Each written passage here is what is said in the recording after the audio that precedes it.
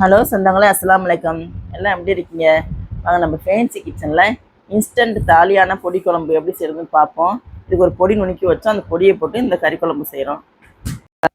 போன வீடியோவில் கீரனூர் ஒரு பொடி குழம்புக்கு பொடி அரைச்சி வச்சோம். இப்போ அந்த பொடியை வச்சு எப்படி குழம்பு வைக்கலான்னு பார்க்கலாம். 1/2 கிலோ மட்டன் எடுத்துருக்கோம். இப்போ இந்த குழம்பை வச்சுக்குவோம். அடுப்பில் வச்சு குக்கர் காஞ்சிருச்சு. நம்ம 100 நல்லெண்ணெய் ஊற்றிக்குவோம்.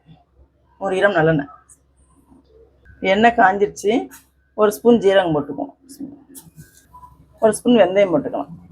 ஜீரகம் வெந்தயம் பொரிஞ்சிருச்சு. ஒரு 10 பூண்டு அப்படி இடித்து வச்சுருக்கோம், அதை போட்டுக்குவோம். 100 கிராம் சின்ன வெங்காயத்தை இடித்து வச்சுருக்கோம், இதையும் போட்டுக்குவோம்.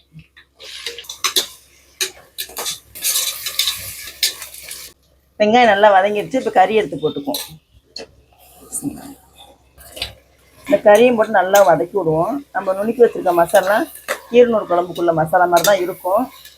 அர்ஜென்ட்டுக்கு வேணுங்கிறவங்க இந்த மாதிரி மசாலா நுணுக்கி வச்சுக்கிட்டு டக்குன்னு எல்லாத்தையும் போட்டு 2 விசில் 4 விசில் விட்டு வச்சோம்னா சூப்பரான கீரனூர் குழம்பு ரெடி ஆயிரும்.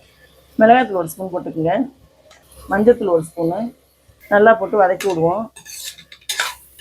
2 நிமிஷம் வதங்கினதுக்கப்புறம் நம்ம நுணுக்கி வச்சுருக்க மசாலா பொடியை போட்டுக்குவோம். மிளகாத்தூள் மஞ்சத்தூள்லாம் போட்டு நல்லா கறியோட மிக்ஸ் பண்ணியாச்சு. இப்போ இந்த நேரத்தில் நம்ம நுணுக்கி வச்சுருக்க மசாலா பொடியை போட்டுப்போம். 1 2 3 4 ஸ்பூன் போட்டிருக்கோம். 1/2 கிலோ கறிக்கு 4 ஸ்பூன் போட்டிருக்கோம். இதை நல்லா போட்டு மிக்ஸ் பண்ணி விடுவோம். இதுக்கு தேவையான அளவு உப்பு போட்டுக்கலாம். தண்ணி ஊற்றிக்கலாம். ஒரு 4 விசில் விட்டு வேக வச்சுக்கலாம். இப்போ 4 விசில் வந்துருச்சு. இப்போ நம்ம மூடியை திறந்து பார்ப்போம்.